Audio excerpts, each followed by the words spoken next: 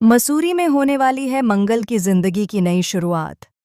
एक ऐसी शुरुआत जो उसकी पिछली जिंदगी से बिल्कुल अलग है। मंगल अपने दोनों बच्चों को लेकर मसूरी के एक छोटे से किराए के घर में पहुंच चुकी है। वह अब बिना किसी मर्द की मौजूदगी के सिर्फ अपने दम पर अपने बच्चों की परवरिश करने का फैसला कर चुकी है। यही नहीं, मंगल ने अपने हुनर और मेहनत के दम पर एक छोटा सा ढाबा भी खोल लिया है। वहाँ वह अपने हाथों से बना घर जैसा स्वादिष्ट खाना बहुत ही कम दामों में लोगों को खिलाती है। धीरे धीरे उसका ढाबा मसूरी का चर्चित ठिकाना बन जाता है, जहाँ लोग सिर्फ खाने नहीं बल्कि मंगल के हौसले की मिसाल देखने आते हैं। लेकिन इसी नई जिंदगी की रफ्तार के बीच उसकी खुशियों पर मंडराने वाली है सौम्या की काली परछाई। जी हाँ, मंगल लक्ष्मी के आने वाले एपिसोड्स में सौम्या की वापसी हो चुकी है और इस बार वह पहले से भी ज्यादा डरावने, रहस्यमयी और चालाक रूप में लौट आई है। कहानी की शुरुआत होती है जब मंगल कुसुम से साफ साफ कह देती है कि वह आदित्य के साथ अपनी नई जिंदगी की शुरुआत नहीं करेगी। यह सुनकर कुसुम हैरान रह जाती है।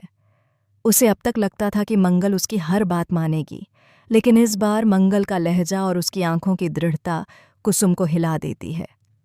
हालांकि सुधीर जी मंगल की बात को समझ जाते हैं।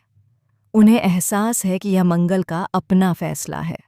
आदित्य ने पिछले 17 सालों में मंगल को जितना दर्द दिया है, उसके बाद अगर मंगल अब उसके साथ नहीं रहना चाहती तो यह उसकी हिम्मत है, उसकी आज़ादी है।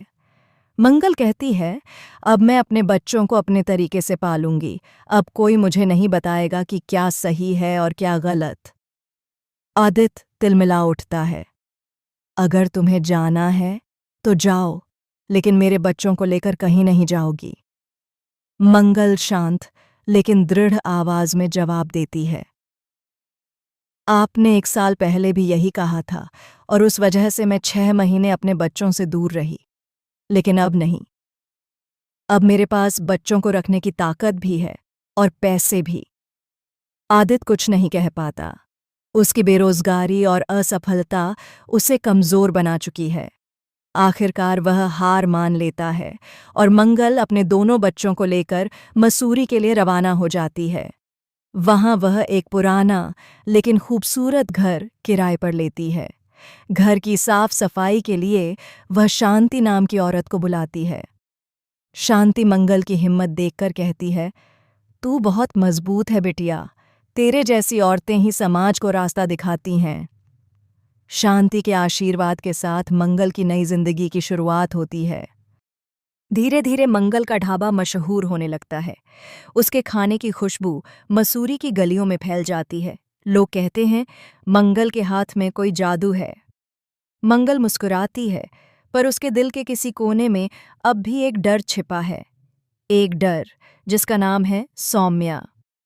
कुछ हफ्तों बाद एक अजनबी औरत उसके ढाबे में आती है, बहुत सलीके से तैयार, आंखों में अजीब सी चमक और होंठों पर नकली मुस्कान। वह खुद को रिया मेहरा बताती है और कहती है कि वह एक सोशल फूड प्रोजेक्ट पर काम कर रही है। धीरे धीरे वह मंगल के ढाबे पर रोज आने लगती है, बच्चों के लिए गिफ्ट लाती है और मंगल से दोस्ती कर लेती है। मंगल को उसकी आंखों में कुछ अजीब लगता है, जैसे वो आंखें उसे पहले भी कहीं देख चुकी हों। एक रात जब मंगल ढाबे का ताला लगा रही होती है तो उसे पीछे से किसी के कदमों की आवाज़ सुनाई देती है। वह मुड़कर देखती है, अंधेरा, पर जमीन पर पड़ी एक टूटी हुई पायल उसका दिल दहला देती है। वही पायल जो कभी सौम्या के पैरों में थी। मंगल की धड़कनें तेज हो जाती हैं। वह पायल को उठाकर कांपते हुए हाथों से देखती है। वही डिजाइन, वही झंकार, सब कुछ वैसा ही। अगले ही दिन रिया यानी सौम्या मंगल के बच्चों से ज्यादा घुलने मिलने लगती है। वह धीरे धीरे उनके मन में जगह बना लेती है। पर असली सदमा तब लगता है जब एक दिन मंगल के छोटे बेटे आरव का स्कूल से फोन आता है, आपका बेटा किसी रिया आंटी के साथ स्कूल से निकला है। मंगल का पूरा शरीर कांप उठता है। वह सड़क पर दौड़ पड़ती है, लोगों से पूछती है, रिया, रिया कहाँ है? लेकिन तब तक बहुत देर हो चुकी होती है। आरव गायब है। मंगल पुलिस के पास जाती है, लेकिन सबूत नाम की कोई चीज नहीं होती। सीसीटीवी फुटेज में सौम्या का चेहरा किसी और का होता है। उसने अपना चेहरा बदलवा लिया है। मंगल टूट जाती है, पर हार नहीं मानती। वह कसम खाती है, चाहे इस दुनिया के किसी कोने में भी छिपी हो सौम्या, मैं उसे ढूंढ निकालूंगी। मगर कहानी यहीं खत्म नहीं होती, क्योंकि एक हफ्ते बाद मंगल को अपने ढाबे के सामने एक चिट्ठी मिलती है। उस पर लिखा होता है, तुमने मुझे सबके सामने नीचा दिखाया था, अब तुम्हारी बारी है वही दर्द झेलने की। तुम्हारा बेटा अब मेरा है, मंगल। मंगल के हाथ से वह चिट्ठी गिर जाती है। उसके पैरों के नीचे की जमीन खिसक जाती है।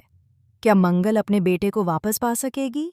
क्या वह सौम्या की इस नई साजिश को मात दे पाएगी, या इस बार सौम्या उसकी पूरी दुनिया लूट लेगी?